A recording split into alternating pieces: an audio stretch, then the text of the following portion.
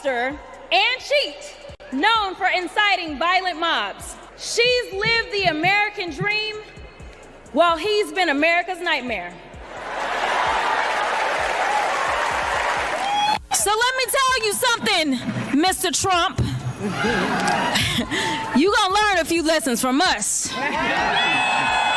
And I'm gonna be the first one. You and your little friend off of Twitter. Y'all about to find out. All right, hold on to your seats, folks, because Jasmine Crockett just took down Donald and Melania Trump live on TV, and it's nothing short of a masterclass in savage clapbacks. In a moment of pure, unfiltered gold, Jasmine exposed the Trumps like never before, leaving them red-faced and speechless. You won't believe what she said. Get ready for a roast of epic proportions, because Jasmine's coming for them, and this is the ultimate expose you don't want to miss. I want you to know that the crisis is here. That's right. I want you to know that the power belongs to the people, though, y'all. That's right. Do not feel powerless. In this moment, as the vice president said as she conceded the election, she said, dark times may be ahead of us, but she said it's only in the darkness that we can see the stars. I am telling you right now that the stars are right here. It is time for us to shine. It is time for us to be heard. It is time for us to make sure that they know we will not. Jasmine Crockett wasn't holding back, and let's be honest, when does she ever? But this time she took things to a whole new level, dragging Donald Trump so hard even his hairpiece probably tried to make a run for. Very simple. We right now have a white supremacist that is sitting in the White House. He is backed up by other white supremacists. And if you really want to know who the criminals are in this country, you can Google it. You don't have to trust me. But the people that commit 80% of the most violent crimes in this country are white supremacists. Yet for whatever reason, they sit and they serve at the pleasure of the president. They are the ones that were there on January 6th, tearing our democracy down physically. And now we have them tearing us down. If you're enjoying, please subscribe. It all started when the former president, aka America's most exhausting grandpa, tried to play the victim card again. Trump, as usual, was on TV crying about how unfair the world is, how he's the real victim, and how everyone's out to get him. You know, the same sob story he's been telling since he lost the election. At this point, he's like a broken record at a conspiracy theorist's yard sale, scratched up, out of tune, and only good for background noise. This is not what we should be doing. I don't even know why we fighting with Greenland. Why we fighting with Greenland? We fighting with Canada. We fighting with Mexico. Yet we in love with Putin. What is happening? Like, this is not America. This is a terrible nightmare. Somebody slap me and wake me the fuck up, because I'm ready to get on. Jasmine, oh, she was not having it. The congresswoman from Texas, who, let's be real, has mastered the art of clapbacks like a seasoned roast master, stepped up and delivered a verbal smackdown so devastating even Trump's lawyers probably needed a moment to recover. She didn't just read him, she gave him the unabridged audiobook, the documentary, and a live-action adaptation. All I none. And just imagine, we've got to go through this for a total of 4 years. I think that today will probably mean more to my district than my last swearing in, because we are definitely living in scarier times. And so I am so elated and grateful, number one, to have another opportunity to serve, but more importantly, to be able to share in my swearing in for a second term with the people that send me to DC.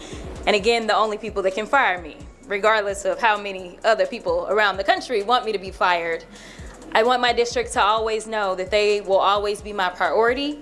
And they are. First, she pointed out the obvious. Donald Trump has been crying about being a victim for longer than most reality TV shows last. He's always whining, she said, rolling her eyes so hard they almost went into another dimension, always complaining about how unfair the system is. Sir, you are the system. And let's talk about the expression on her face. You know that look your auntie gives you when you say something so dumb she has to pause and reevaluate your entire existence. Yeah, that's the energy she brought to this roast session. Then Jasmine hit him with the hard truth. Donald Trump has had more witch hunts than an actual witch. He's out here acting like he's being persecuted, when in reality he's just facing consequences, something clearly not familiar with. Thought that it was okay to just tell the truth. Instead, we're pushing conspiracy theories, and some of them are killing people. It's the same thing that we have coming out of Doge. It's the reason that people are dying. It's the reason that farmers are losing their farms, because we continue to peddle conspiracy theories. It is time for us to say, Mr. President, guess what? Russia invaded Ukraine. Can we at least agree on that one? Facts matter. Y'all, this is literally potentially putting us into an international crisis.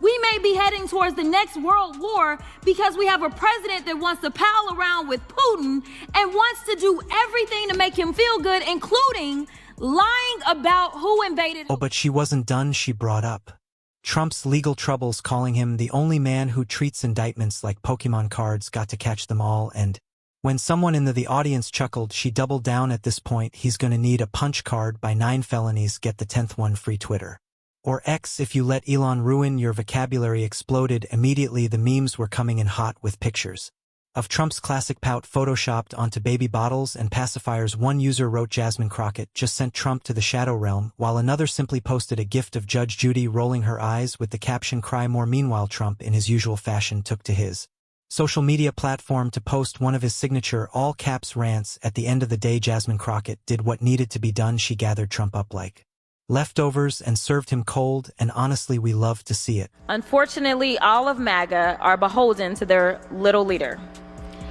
and they will do anything to get his stamp of approval.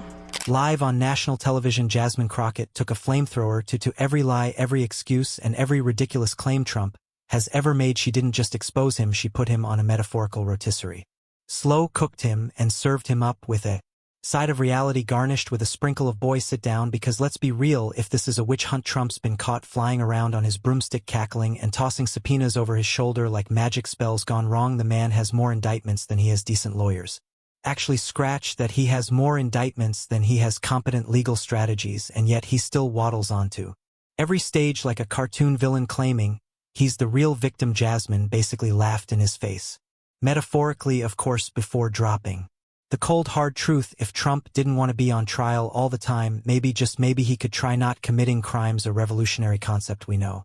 We've got to do better at education. People don't understand, but you will understand when those hospitals in rural America start closing down even more. You will understand when you don't have your Social Security. You will understand when your Medicaid, your Medicare goes away. You will understand as planes continue to fall out of the sky. Soon you will understand why it's important to maybe have somebody that isn't loud and ridiculous, and maybe Sleepy Joe is what we wanted because we could. Then she moved on to the perfect phone calls. Oh yes, those phone calls, so flawless, they should be framed in the Smithsonian and right next to a napkin with Nixon's signature. Jasmine pointed out how Trump describes every shady, potentially illegal conversation he's ever had as perfect. At this point, we're starting to wonder if his definition of perfect is just a felony that got recorded. She practically rolled her eyes so hard they almost reached Mar-a-Lago, pointing out that normal people don't have to constantly explain why their phone calls aren't crimes. Imagine calling your grandma and then holding a press conference to say that was a perfect call, the best call, no collusion, no quid pro quo. It's absurd. And let's talk about the classified documents. Oh boy, Jasmine dragged Trump so hard on this that Mar-a-Lago's walls probably shook. She compared him to a toddler caught red-handed with a crayon mural on the living room wall, standing there saying, what crayon? I don't even know what crayons are. Trump was out here stuffing top secret documents into his golf bags like they were extra ketchup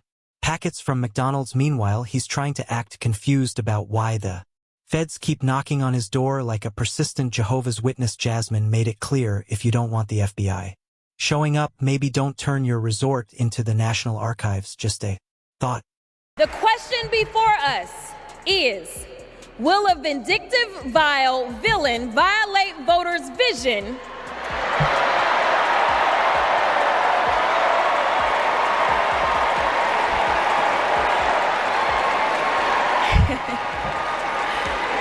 for a better America or not? I hear alliterations are back in style. We deserve better. We deserve a president who can be a bright light in a sea of darkness. One who will pull us forward, because we won't go back.